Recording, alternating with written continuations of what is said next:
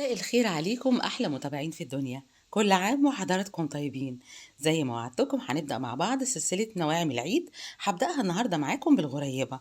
هنعملها بطريقة سهلة واقتصادية. يلا نسمي الله ونبدأ مع بعض.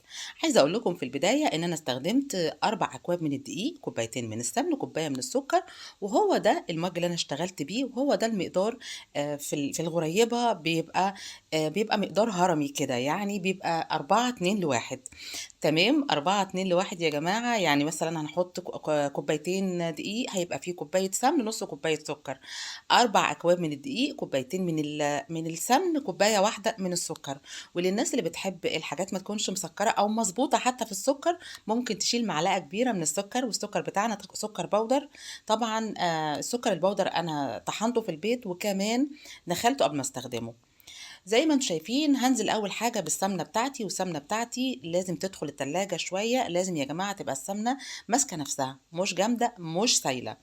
بعد كده هنزل عليها بالسكر زي ما انتم شايفين معايا.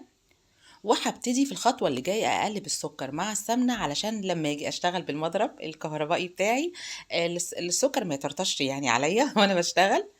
فهنعمل تقليبه كده، ناخد فيها السمنه زي ما انتم شايفين مش جامده ومش سايله. وهنقلبهم مع بعض، وبعدين نشتغل بالمضرب الكهربائي بتاعنا. تقدروا تعملوا اي كميات انتوا حابينها، وهتقيسوا زي ما قلنا كده بالظبط. هنقول الدقيق نصه السمن، نصه السكر. يعني مقدار الدقيق هيبقى نص مقدار سمن، والسمنة بتاعتنا نص مقدارها سكر. زي ما انتم شايفين احنا بنخلطها زي ما انتم شايفين كده مع بعض. الخطوة دي مهمة جدا، لان احنا عايزين قوام كريمي قوي، قوام ناعم.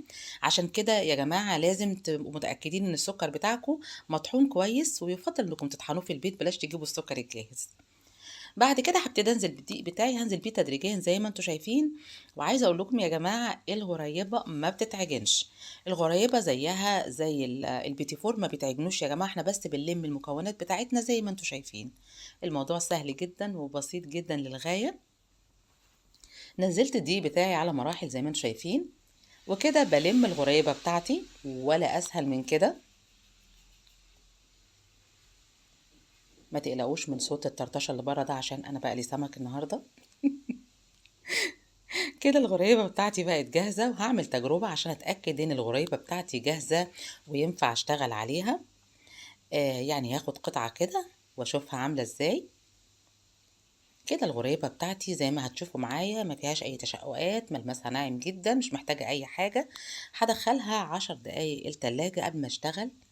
انا عملت جزء بالبندق، عملت جزء بالسوداني، عملت جزء بالزبيب، عملت جزء سادة، لاني الحقيقة السنة دي والأول مرة بعمل اوردرات في العيد.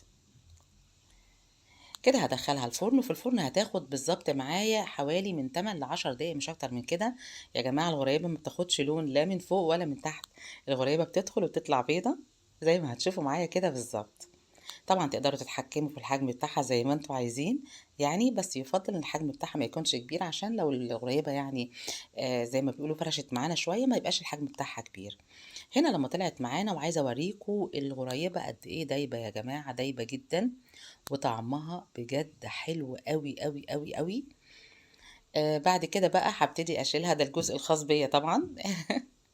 هبتدي اشيله في علبة، علشان بعد شوية هدخله التلاجة.